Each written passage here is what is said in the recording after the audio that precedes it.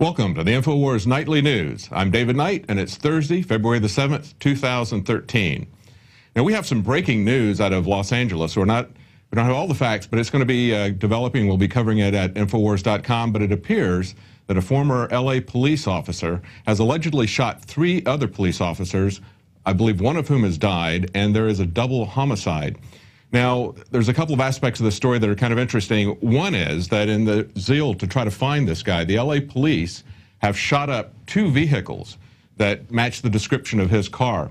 In one of these incidences, 2 women were shot.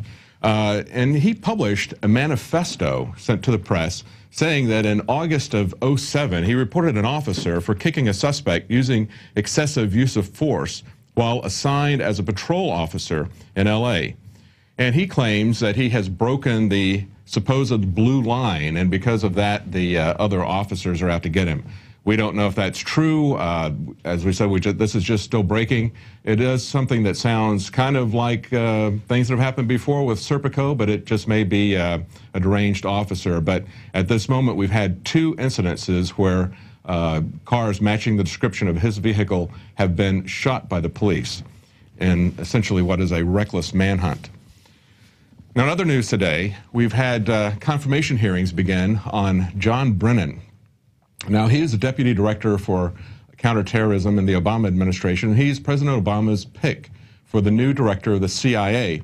Now, leading up to this, we've had a lot of memos be leaked this week, memos talking about the legal justification for drone assassination strikes, as well as information about extra renditions and torture, as well as information about secret military bases that the CIA has used in these drone assassinations.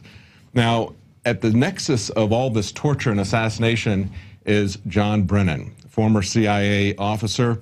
He is an apologist for the American policy of torture. He is also someone who has coordinated drone assassinations.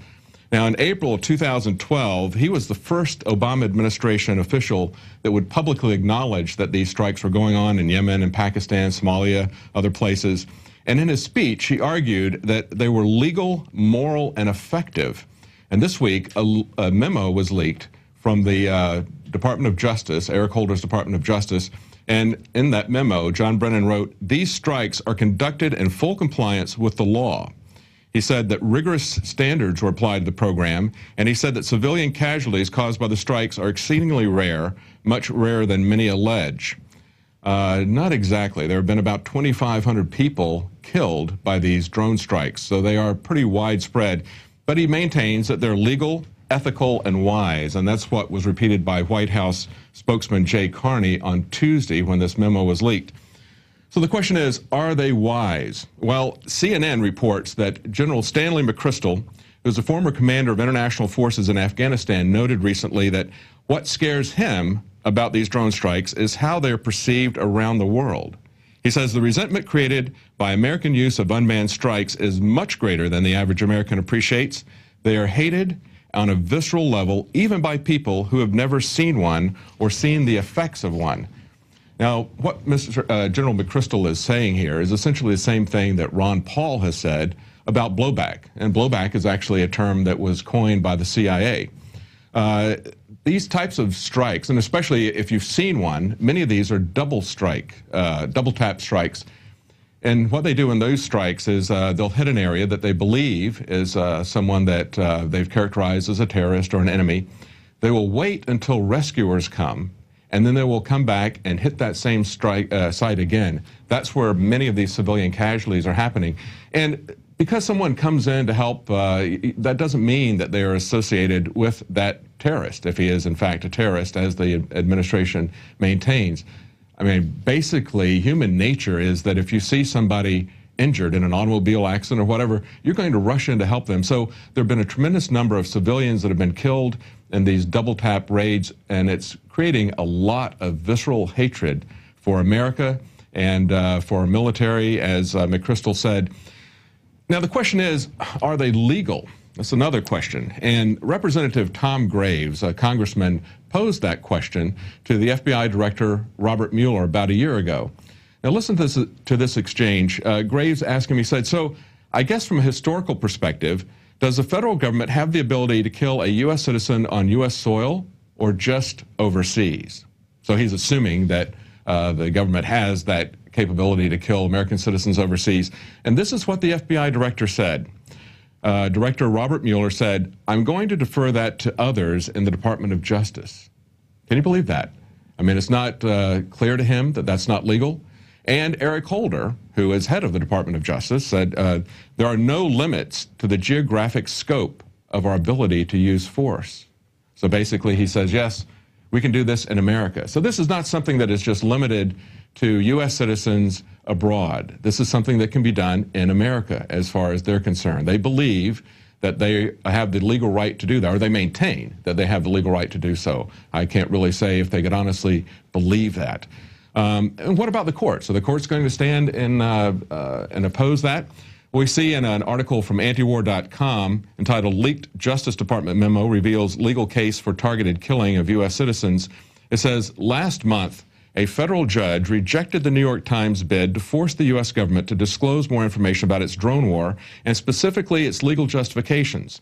Now listen to what this judge says. It says, although she threw out the case, U.S. District Judge Colleen McMahon noted that such government disclosures could help the public understand the, quote, vast and seemingly ever-growing exercise in which we've been engaged for well over a decade at a great cost in lives, treasure, and at least in the minds of some, personal liberty. Yes, we believe a lot of personal liberty has been lost in this. And she went on to say, I can find no way around the thicket of laws and precedents that effectively allow the executive branch of our government to proclaim as perfectly lawful certain actions that seem on their face incompatible with our Constitution and laws, while keeping the reasons for their conclusion a secret. And she went on to say, the Alice in Wonderland nature of this pronouncement is not lost on me, referring to the nightmarish wonderland in which people are sentenced to death before a verdict from a jury is in. Well, think about what she says. She understands that on the face of it, this is a clear violation of the Constitution.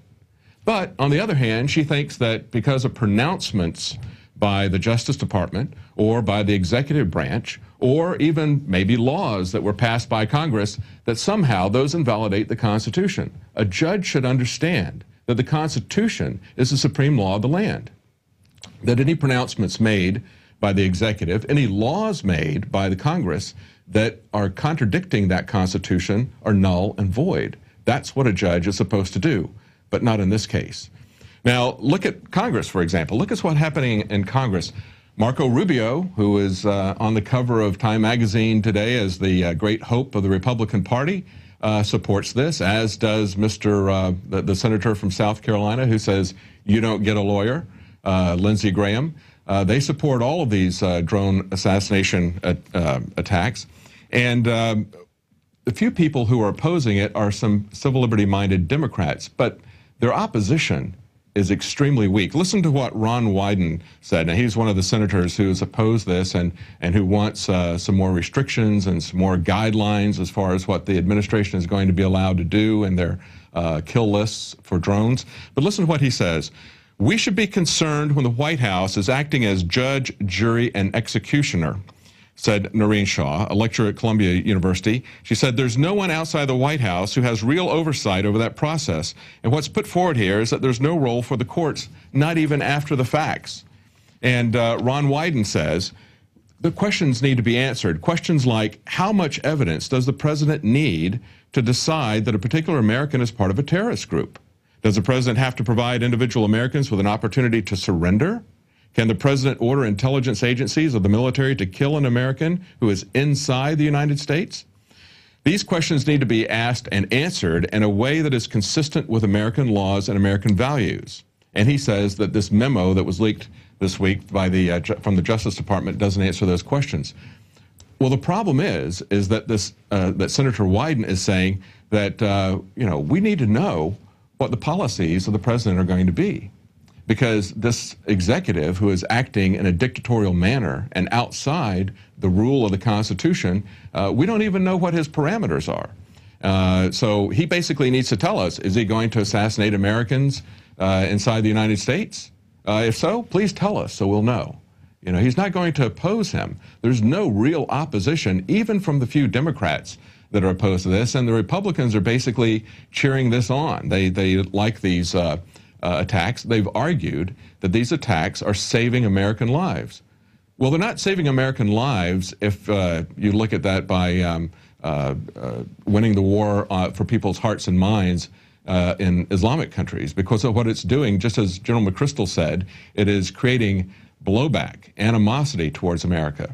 And if you really want to save American lives of soldiers, that this is the claim that they're making, that these drone attacks are basically sparing soldiers from having to go in and capture these people, perhaps we need to look at this war that has already gone on for 10 or 12 years and kind of examine what we're really doing there. Maybe those soldiers shouldn't be there. Maybe our drones shouldn't be there either.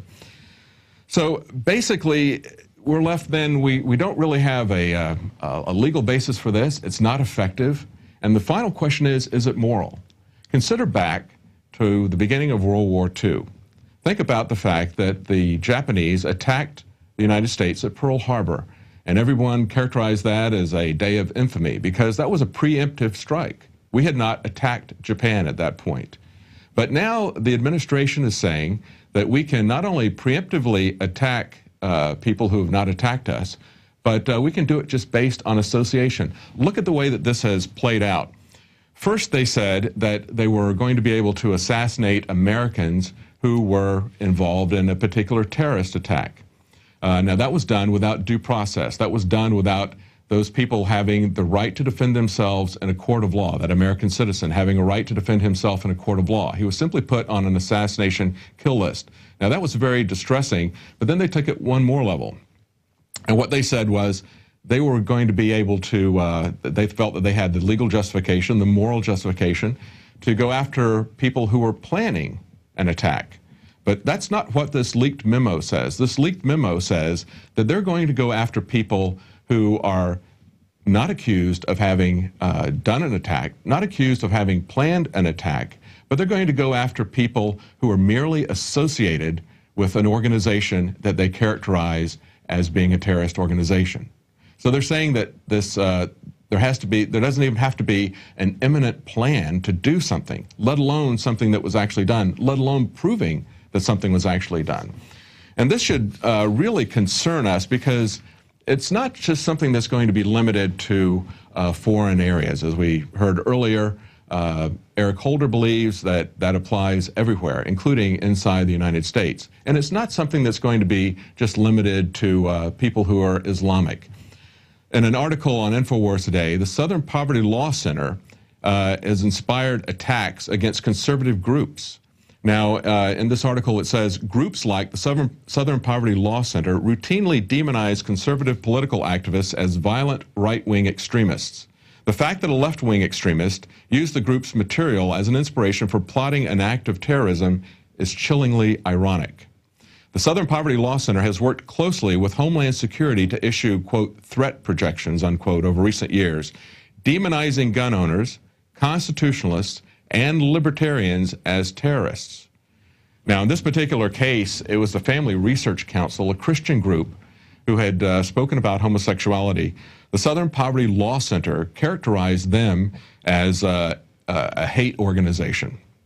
And this inspired this man to go in and try to shoot the place up. Fortunately, it was stopped before very much happened there. But what the Southern Poverty Law Center has done over and over again, as this article states, they've worked with the Department of Homeland Security to characterize people who are conservative, constitutionalists, libertarians as terrorists, as right-wing extremists. And understand that all that's required as far as the Obama administration is concerned, and as far as the Republicans who support these policies, and that is all of the Republican senators, essentially. There's only 3 Republican senators who have opposed this and 8 Democrat senators. But essentially, other than 11 senators, it is supported that people who are merely associated with an organization that is labeled as terrorist may be killed. That's an amazing stretch of the law. To think that it is totally arbitrary. You don't have to have an actual terrorist event.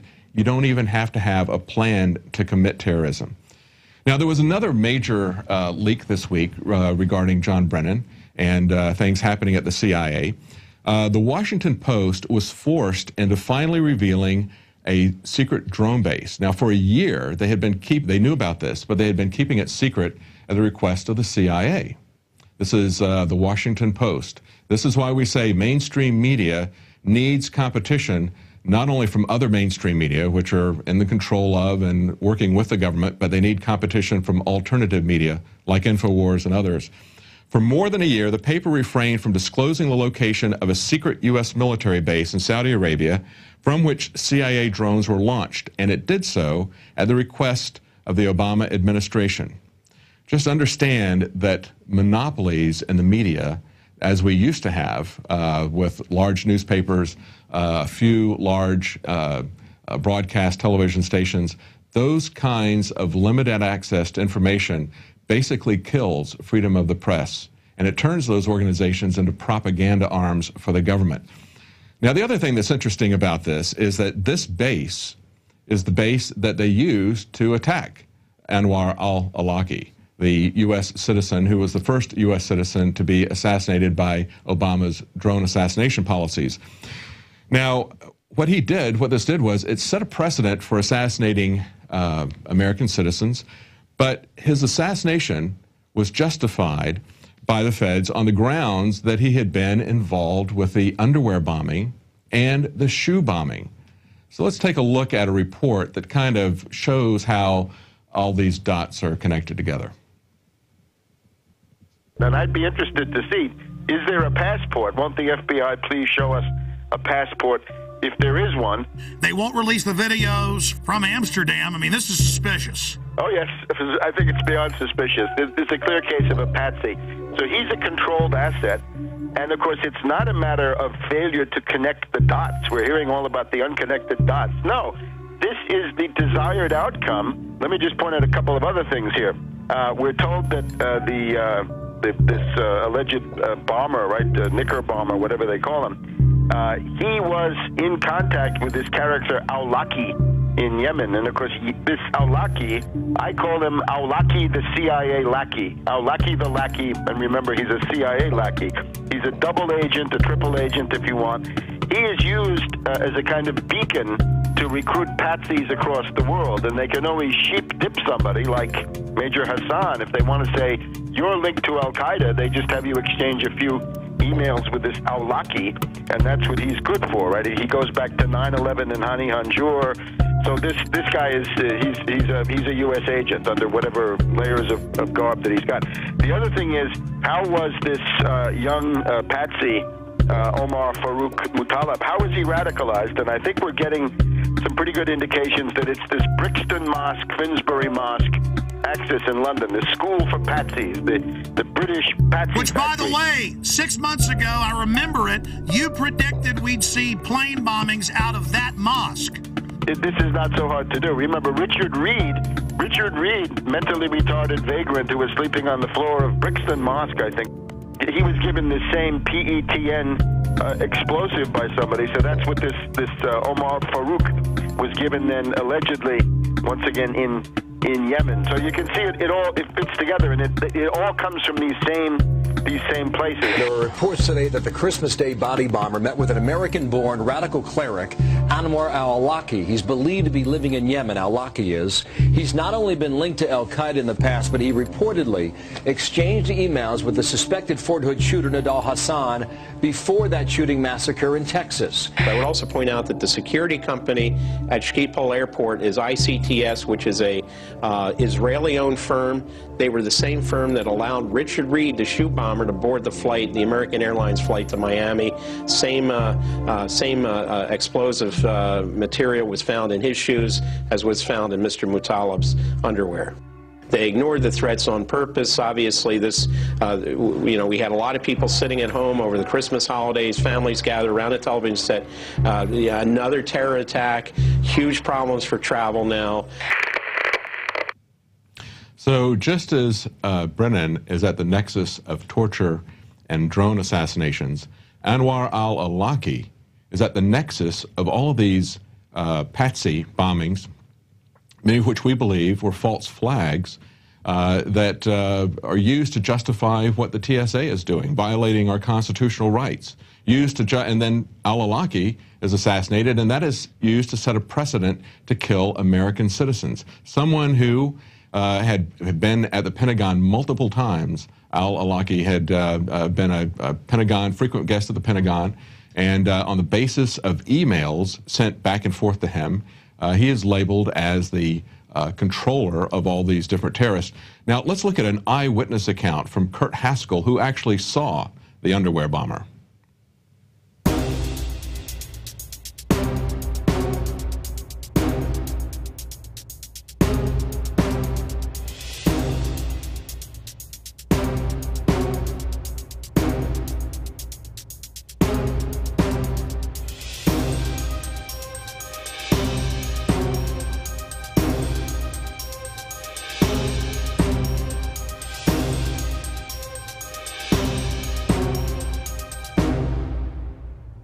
I'm Kurt Haskell. I'm an attorney in Michigan, and I was on the flight with the underwear bomber on Christmas Day 2009.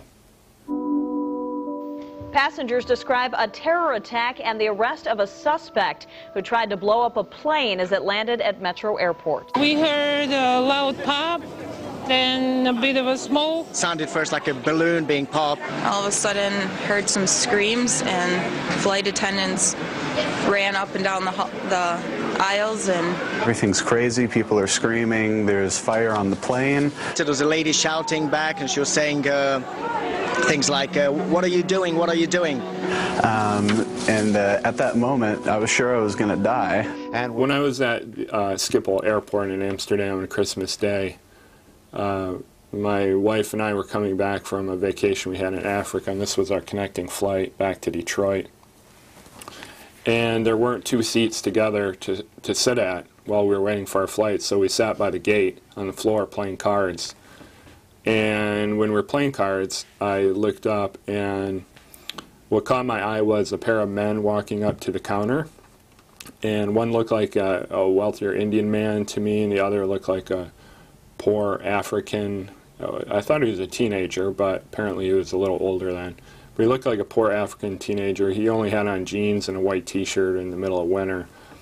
And, I thought they were an odd pair, so I just kind of watched them as we were playing cards. And they went to the counter together, and the Indian-looking man spoke, and what he said was, "This man needs to get on the flight," referring to the African teenager. But he doesn't have a passport. And then the girl working at the counter said, "Well, you have to have a passport to get on the flight." And then the Indian man said, "Well, he's from Sudan. We do this all the time." And that's an exact word-for-word quote. And she said something along the lines of, "Well, I'll have to refer you to a manager," or something like that. And I think she did something on her computer, and then she sent the two of them down a hallway, and they walked down the hallway together, which was in a restricted area. And they walked down there without an escort, and then, I quit watching at that point. At the Amsterdam airport, I didn't really notice anything that rose any suspicion with me. I saw what I did, but at the time it didn't mean anything to me. I'm just thinking, oh, here's someone that's not going to be boarding our flight. So, if you think of it how I was looking at it at the time, it really didn't mean anything. It meant so little I didn't even tell Lori about it until it became important later on.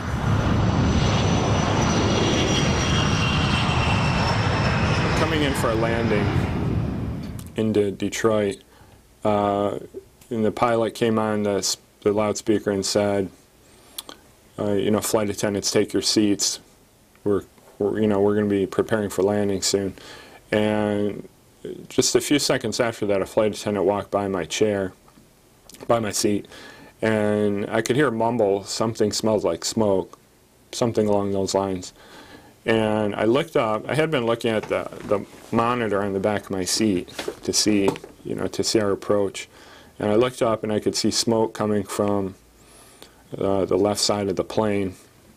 And there was a bit of a skirmish going on.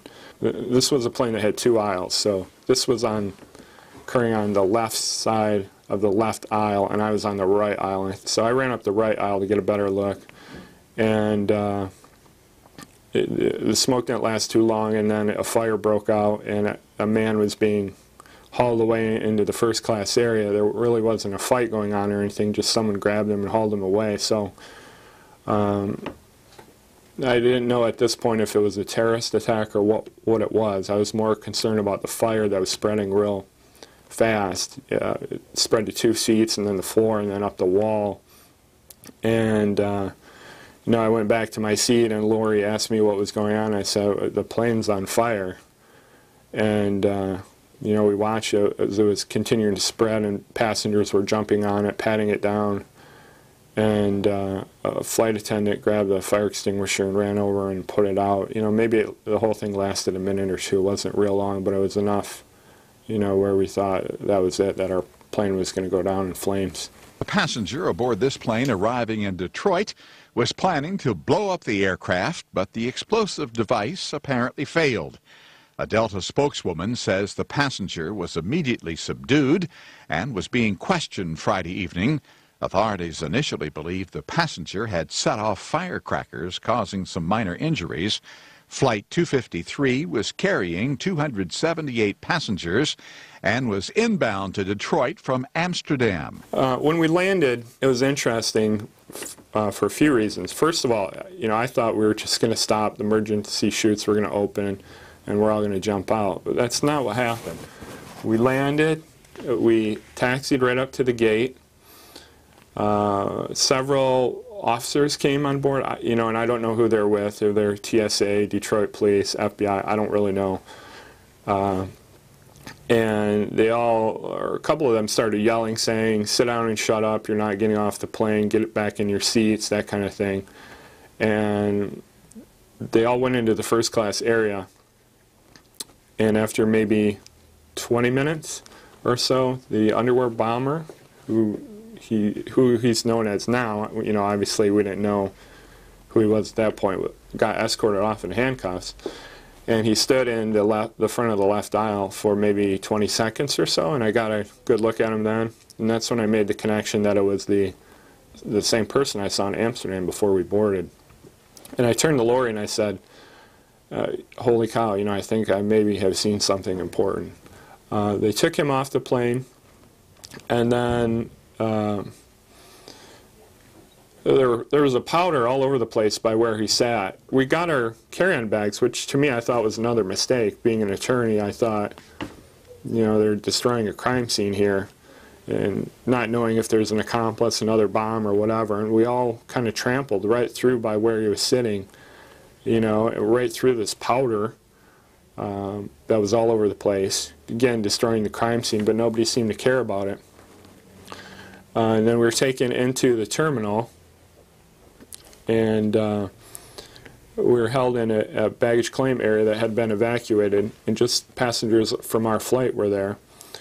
And you know, we're told to stand along this wall. We couldn't make any calls. We couldn't eat anything, drink anything, text anyone, use the bathroom. We couldn't do anything. We weren't really given much information except we're told to stand here. And after about an hour or so, some bomb-sniffing dogs were brought in. And one of the dogs caught on a smell of the bag of another Indian man who was standing maybe 20 feet away from me, you know, with the group of all his passengers. So I would say most of the passengers saw this happen, not just me.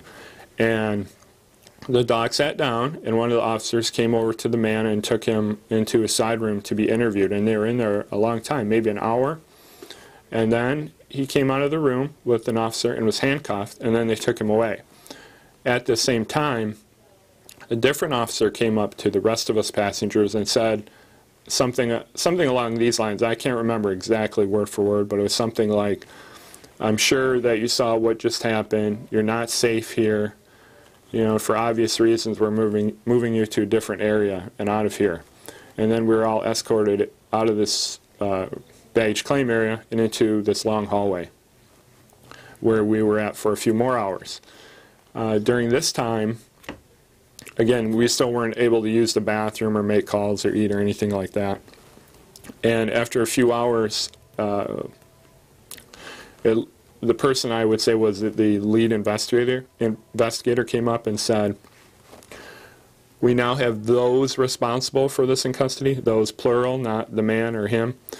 And then he went on to say, we're going to be doing quick interviews of all the rest of you, and then you'll be free to go. And then we're escorted back into the larger area, baggage claim area, where we initially were. And then we had to stand in line to do interviews before we could leave. And that's when I told the FBI what I had witnessed in Amsterdam for the first time.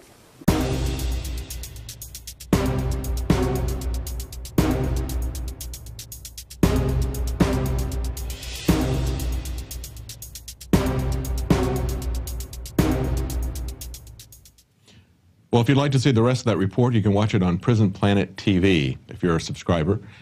Now, listen to what he said. You know, he talks about a man who was, the bomber, was assisted in getting on the plane with a man who was dressed up, a sharp man who kind of went through back channels to get this guy on. They talked about other people possibly being involved, but the other part of this story that's interesting that was not in that report is that the government went to great lengths to keep this lawyer, Kurt Haskell, from telling what he saw at trial. Basically, his position, his testimony was used as part of the plea bargaining, I think, by the defendant, who is basically a patsy. And they used that to reduce his plea, but then it looked like he was going to be able to testify for a while, but then they just said, well, we've reached a plea bargain, so you're not going to be testifying. Now, what we see here is, and what happened at the Christmas bombing, if you recall, they were ready to roll out these X-ray scanners right after that attack. So, you know, these things were already prepared, set to roll out, and you have a patsy doing a staged attack. This is a patsy who is connected to Anwar al-Awlaki, someone who has visited the Pentagon many, many times. And then they also tie him to a shoe bomber, and then they conveniently assassinate him. Now, another part of the phony narrative is tied to a memo that was released this week as part of the lead-up to the Brennan hearings, and that is more than 50 countries helped the CIA to outsource torture. A new report from the Open Society Foundation details the CIA's efforts to outsource torture since 9/11 in excruciating detail. Known as extraordinary rendition, the practice concerns taking detainees to and from U.S. custody without legal process. Think of it like an off-the-books extradition, often entailed handing detainees over to countries that practiced torture. The Open Society Foundation found that 136 people went through the post-9/11 extraordinary rendition, and 54 countries were complicit in it. Now, this is something that was, again, John Brennan was involved in this, and he has been an apologist for torture, saying that it is justified. And again, if we go back and we look at the moral case, let's not forget, as last night I heard Sean Hannity trying to make a case that torture was okay, but assassinations were not. And he was talking to a Democrat, and the Democrat was making just the opposite case, that assassinations were okay, but torture wasn't. And it's pretty ridiculous to see how these guys are basically torturing not only the law, but moral principles. Remember that waterboarding really is torture, in spite of what Sean Hannity and some people at Fox News say. After World War II, Japanese officers who had waterboarded American soldiers were tried as war criminals. It is a war crime. Everybody knows that. Just as preemptive strikes when you've not been attacked violates the just war theory that has guided Western nations since about 300 AD. Now, the other thing that's interesting about this article, this leaked memo about 54 countries helping the CIA with extraordinary renditions, the other thing that's interesting about that is that it involved many U.S. adversaries. Now, we've been told that we had to go to war against Libya to kill Gaddafi. We were told that Hosni Mubarak had to go out of Egypt. We're being led to believe that we've got to go to war against Assad in Syria and Ahmadinejad in Iran. But guess what?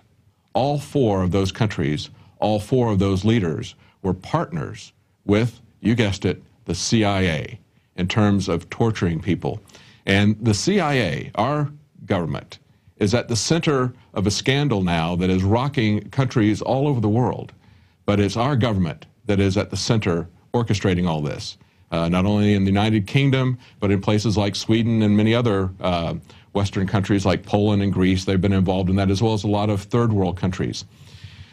The man at the nexus of all of this, the man at the nexus of the torture by the CIA and the assassination drone lists that have been drawn up by the Obama administration, is President Obama's pick for the next director of the CIA. That should concern all of us. Well, there's not much good news there, but right after the break, we're going to have some a story about a victory in the info war. Stay tuned.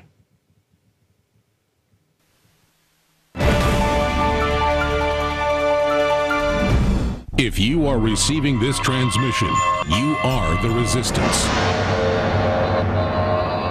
Fellow freedom lovers, Alex Jones here with the biggest contest announcement we've ever made. This is so incredibly exciting. We are launching Operation Paul Revere. What did Paul Revere do? He rode through the countryside in New England saying, to arms, the redcoats are coming. Oneth by land, doeth by sea. And all that evil men and tyrants need to flourish is that good men and women do nothing. Let me officially announce Operation Paul Revere, a $100,000 cash first place winner to be judged by yours truly, Alex Jones. The film can be 3 minutes. It can be up to 2 hours. It can be fiction, nonfiction, documentary, drama.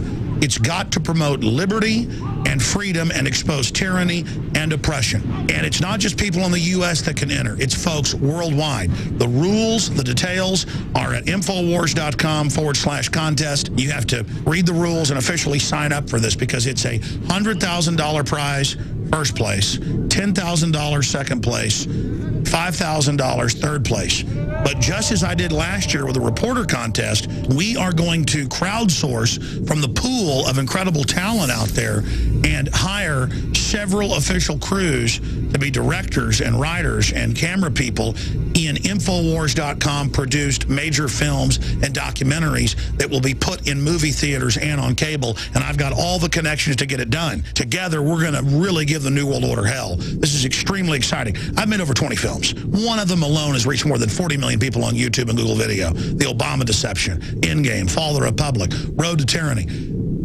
Films are the most effective thing I do, but they're very time-consuming. And so I want to turn the power of we the people loose here. And your art, your research, your ideas are unstoppable. We're officially kicking the contest off this Friday. And you've got a little more than 3 months until April 30th. Just a little more than 3 months to produce your documentary or your film and get it out. And it will absolutely reach tens of millions of people. Our normal contests get about 500 entries.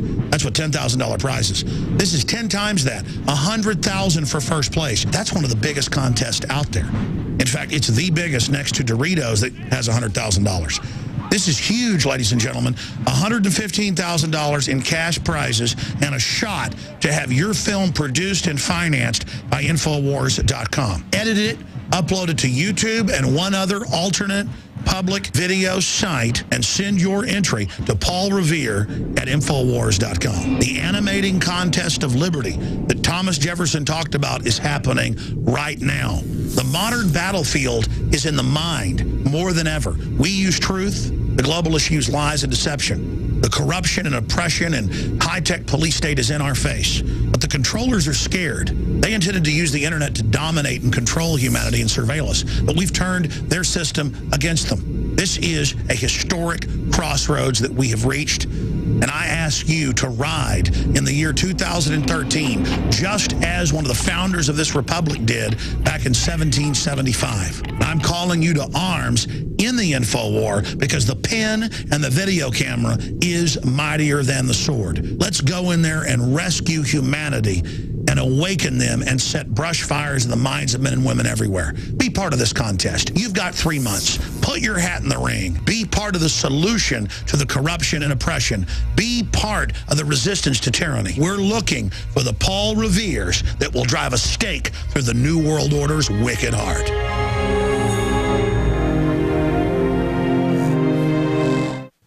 ProPure is introducing Pro One. All of your filtration in one system, portable, on the go. This is the Pro One by ProPure. You wanted it, you got it. No more do you have 2 or 3 filters to just reduce sodium fluoride. You have a system that cuts out the sodium fluoride and up to 95% of hydrofluorosilicic acid. Advanced manufacturing technology combines silver-impregnated white ceramic with new Aquamedics advanced media for removal of fluoride and other heavy metals, all in one filter element. It cuts out the acid derivative of fluoride. It is the only one that does it, and out of the gates, we have it discounted at 10% off with promo code WATER. This is the only system that in one unit helps reduce or remove pesticides, herbicides, chloramines, ammonia, and chlorine, hydrofluorosilicic acid, the most common form of fluoride not covered by other fluoride filter brands, and sodium hexafluorosilicate. This is a revolution against the tyrants. They love putting the toxic acid base of fluoride into your water. They love the fact that it's an adjuvant supercharging the trace Prozac in the water and the hormones and the other chemicals. By cutting out fluoride, you cut out the turbocharger in all the poison being artificially introduced into your body. This is what I use. It's a win-win. You get a high-quality product at the lowest price. You support the InfoWar. Get your ProPure with the new Pro One filter today at InfoWarsStore.com or by calling 888-253-3139.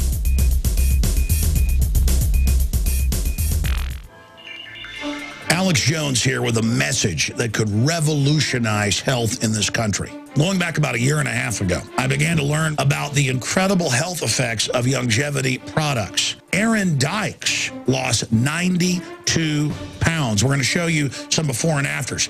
Aaron, break down what happened, your story. I've worked really hard with diet and exercise to try to lose weight, but I just didn't get the results. It just didn't happen. Then I saw what you were doing with InfoWarsTeam.com. I wasn't even trying to lose weight, but I got it because I wanted to feel better energy. I wanted that nutrition. Didn't even understand how that could kickstart my own weight loss goals, but the products did that for me. I found myself suddenly losing weight, more energetic, wanting to exercise, wanting to eat the right foods. And they don't even advertise it as weight loss. I want to challenge our radio listeners to go to InfoWarsTeam.com. Sign up as a distributor and get wholesale pricing discounts at InfoWarsTeam.com.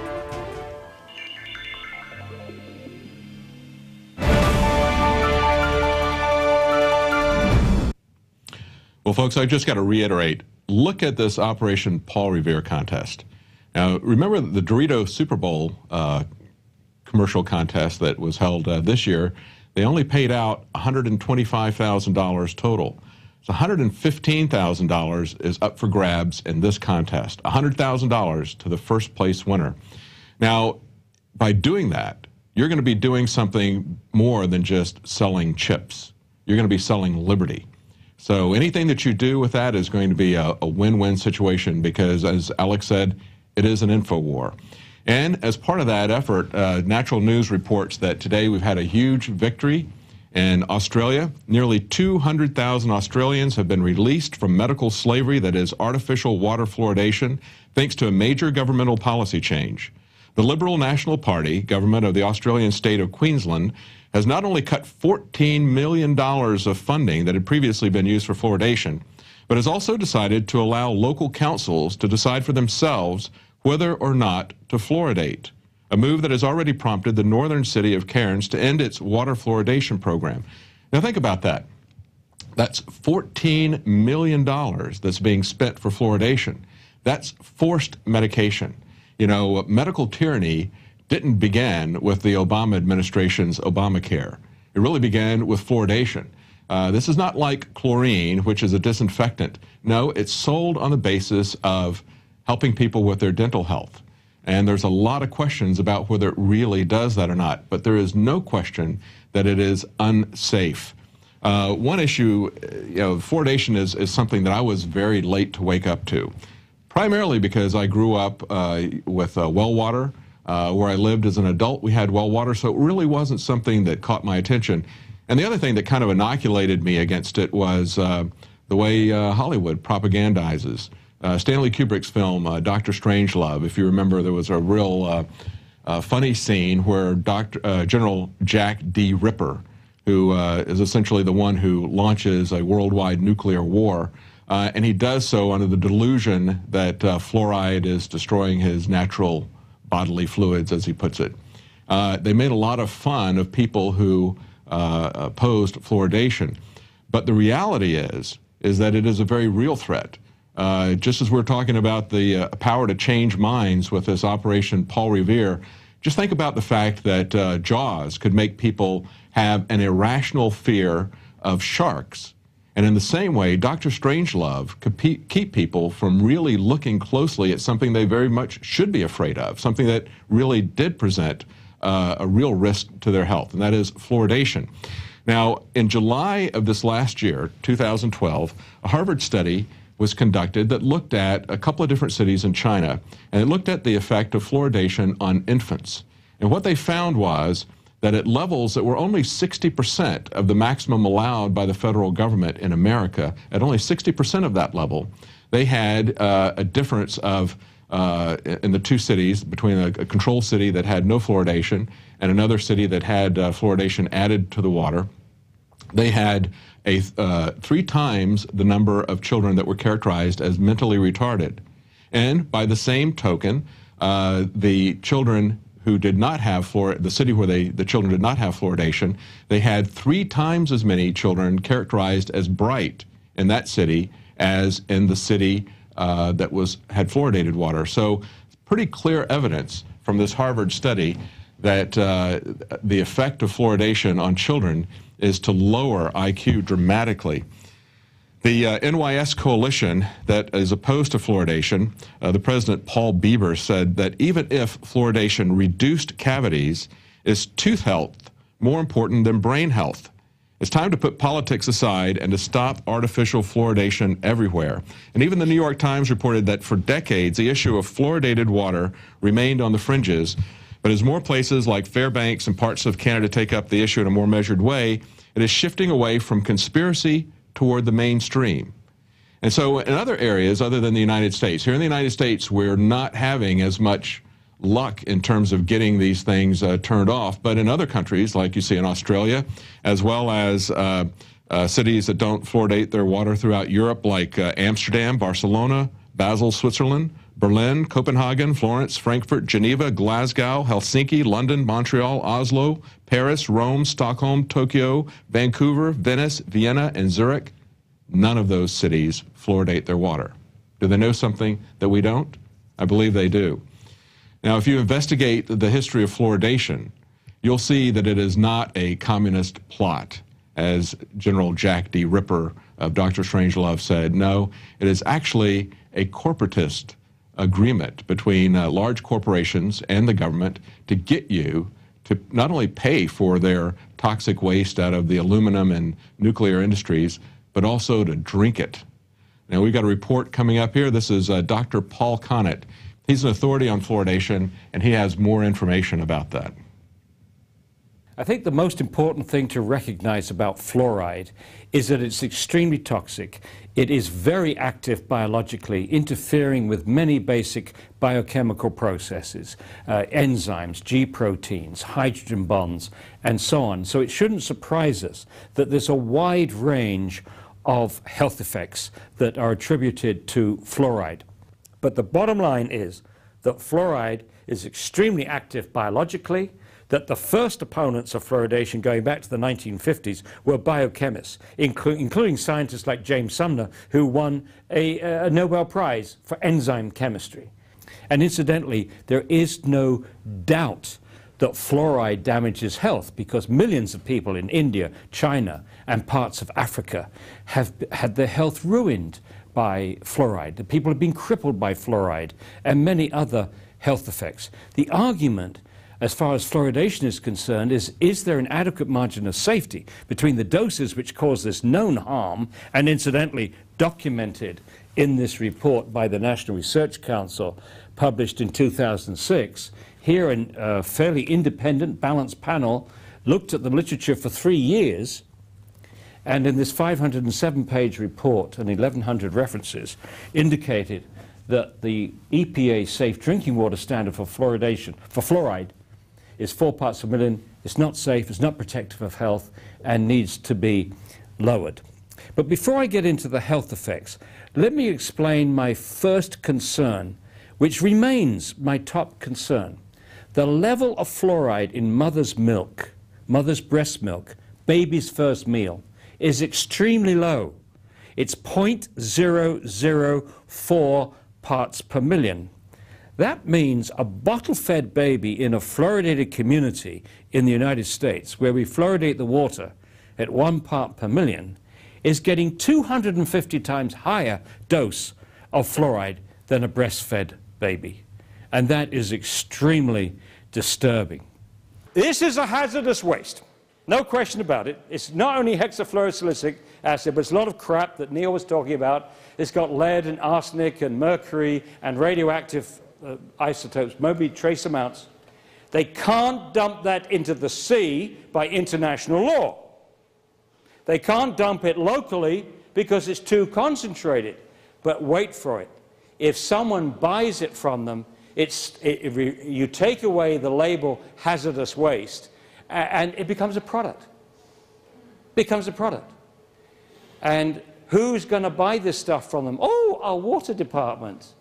So the water departments buy this hazardous waste, it becomes a product, and now they put it in our drinking water. And now, let me go through the list of health concerns. Some of them are more certain than others. Let me begin with the certain one, dental fluorosis. Fluoride causes a discoloration, mottling of the tooth enamel. When this practice began in 1945, the promoters of fluoridation thought they could limit dental fluorosis to 10% of the children in its very mild form. And the very mild form has little specks of white, opaque patches on the cusp of the teeth, up to 25%. And they thought that only dentists would notice this, and was an acceptable trade-off with what they thought would be a lowering of tooth decay. Well, in November of 2010, the Center of Disease Control told us that children aged 12 to 15 in the United States, 41% of them now have dental fluorosis. And not only the very mild, but the mild, which impacts up to 50% of the tooth surface, moderate, which impacts up to 100% of the tooth surface, and severe, where you not only have the whole surface impacted, but indentations, chipping of the teeth, and so on. And 3.6% of children aged 12 to 15 in the United States have either moderate or severe dental fluorosis. So that trade-off between lowering tooth decay and producing dental fluorosis but holding it only to 10% clearly was a failure. We have 4 times more dental fluorosis as intended and as desired. Our attitude is that when you see this dental fluorosis, it means the child has been overexposed to fluoride, and the question is, what other tissues have been affected? So let's start with the bone, because the teeth are a window into the bone. In fact, the teeth actually grow out of the jawbone, and by the time the permanent teeth have come out, the jawbone has been loaded up with fluoride. And so if you can see the damage to the growing tooth cells, what did the fluoride do to the growing bone cells during this 8, 9, 10 period? In fact, the first study that was published on this in '55 indicated that the children in the fluoridated community, which was Newburgh, New York, had twice as much cortical bone defects as the children in the non-fluoridated community. Now, the cortical bone is the outside layer of the bone, and that's the layer, it's a lamellar structure, and that part of the bone is meant to protect against fractures.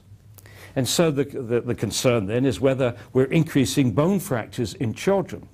Well, we had to wait until 2001 before someone investigated this, and the researchers in Mexico found a linear correlation, as the severity of dental fluorosis went up, meaning the amount of fluoride the child had been exposed to before the permanent teeth had erupted, as that went up, so did bone fractures in the children. And it was quite striking. When you go from no dental fluorosis to very mild dental fluorosis, it doubled. The bone fractures doubled. Very mild to mild, doubled again. Mild to moderate, doubled again. The next concern about bone is that the first symptoms of bone poisoning in an adult are just like arthritis, stiff joints, pains in the joints, pains in the bone. In the United States, we have 1 in 3 adults now with some form of arthritis. And if you ask a doctor what's causing it, they will say, well, we don't really know, but we think it's got something to do with aging. Well, what also parallels aging, of course, is the number of years you spent in a fluoridated community, 10 years, 20 years, 30 years, 40 years, 50 years, eventually 60, 70, and so on. The next concern is as the fluoride continues to build up in the bone, and I should say that up to 50% of all the fluoride that we take in each day accumulates in the bone. The fluoride is bioaccumulative. The bones get more brittle. And another major concern is increased hip fractures in adults. A studies done in China, as documented in this National Research Council report, and we further elaborated in our book, The Case Against Fluoride, indicates that levels as low as 3 milligrams per day, that's 3 liters of fluoridated water per day, may increase hip fractures in the elderly. Now, my major concern is not the bones, although I think that's significant. My major concern is the brain, because when the baby is born, the blood-brain barrier is not fully formed. We think the blood-brain barrier keeps fluoride out of the brain most of the time, but for the first half year of the baby's life, the fluoride can get into the brain. And this is not the time, in my view, and the view of many other scientists, that a baby should be exposed to fluoride at 250 times the level in mother's milk.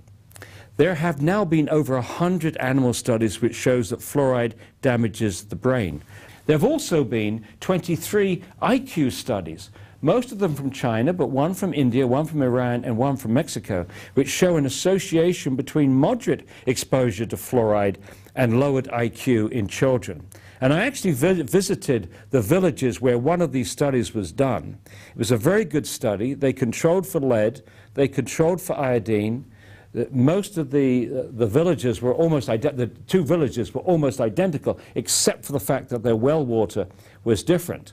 And the author of this study estimated that the IQ would be lowered at 1.9 parts per million.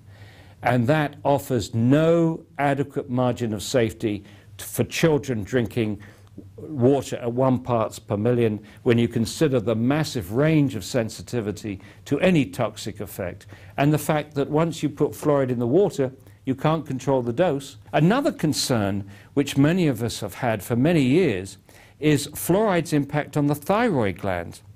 For between the 30s and the 50s, doctors in Argentina, France, and Germany were giving patients with hyperthyroidism, overactive thyroid gland, sodium fluoride tablets to lower thyroid function. And the doses that they were using were between 2.5 and 4.5 milligrams per day, which is exceeded by many people drinking fluoridated water. For example, the Institute of Medicine actually advises people to drink 3 liters of water a day. So clearly then they would be in the range for lowered thyroid function. And once again, as in many of these other issues, the fluoridating countries, including the United States, are simply not doing the studies. They're not investigating to see if there's a relationship between fluoridation and lowered IQ, fluoridation and arthritis, fluoridation and hypothyroidism. Key health studies have not been done in fluoridated countries. If you don't look, you don't find. They would like to imply, because they don't see anything, there's nothing wrong, but if they're not looking, they won't find. You often hear the promoters say things like, oh, we've been doing this for 60 years, if there's any problem, we would know about it by now. Oh, no, you wouldn't, unless you were doing the studies. Another issue that came out in 1997 was a researcher in England found that fluoride accumulated in the human pineal gland. And the pineal gland is a little gland between the two parts of the brain, the two hemispheres of the brain. It's not protected by the blood-brain barrier. It has a high perfusion rate of blood, and it also is a calcifying tissue like the teeth and the bones. And so this researcher hypothesized that fluoride will be attracted to this tissue, this little gland, like a magnet. And sure enough, when she investigated, the average level of fluoride on these little calcium hydroxyapatite crystals was 9,000 parts per million, up to 21,000 parts per million, which means that this little gland has a higher concentration of fluoride than any other tissue in the body, including the bone. This researcher, Jennifer Luke, also did animal studies, and in the animal studies she found that fluoride lowered the production of melatonin, the hormone that this little gland makes, and incidentally it only makes it at night, the hormone of darkness. This pineal gland reacts to light. Descartes called it the seat of the soul. Not only did it lower melatonin levels in these animals, but also shorten the time to puberty, which is absolutely consistent. Melatonin is thought to act like a biological clock, involved with timing of puberty, timing of aging, timing of jet lag and sleeping patterns and so on. Controls all kinds of things.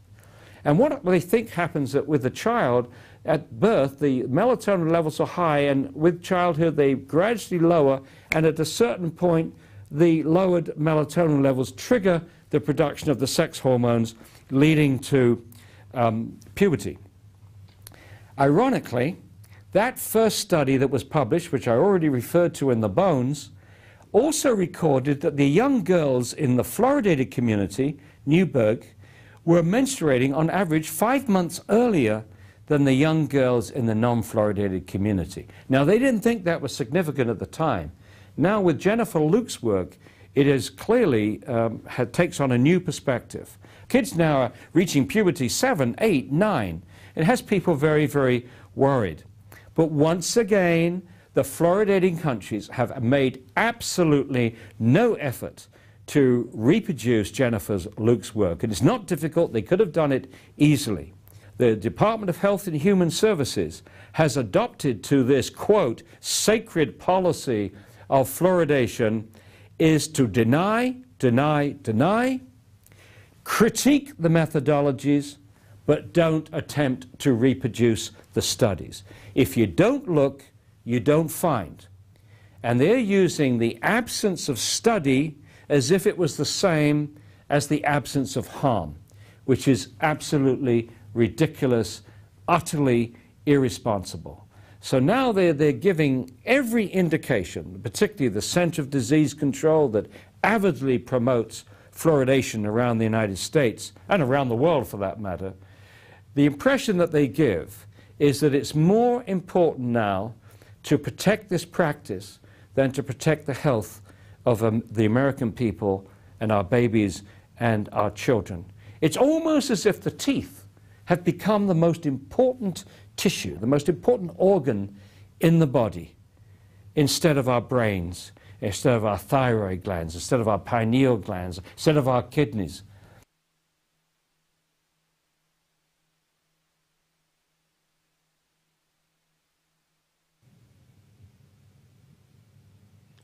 Well, as Dr. Connett said, if you don't look, you won't find it. Well, less than a year ago, Harvard did look, and to repeat that study finding, they found that in a city where there was fluoridation, they had 3 times the number of children who were characterized as mentally retarded than they did in the non-fluoridated city. And the non-fluoridated city had 3 times the number of bright children as the fluoridated city did. It's a very important study, and it's something that is part of the Infowars. If you understand what is involved here, you still have the capability to opt out of this forced medication. You do that by buying a filter. And there's some very good filters available, even at InfoWarsStore.com. Well, our quote for the day is from Daniel Boone. He says, "All you need for happiness is a good gun, a good horse, and a good wife. From Daniel Boone. Well, I certainly would agree with him on a good wife and even on a good gun. I would say today what you need is some good horsepower, maybe in a good car. That's it for tonight. Join us tomorrow night at 7 p.m. Central, 8 p.m. Eastern. That's when the Infowars Nightly News will return.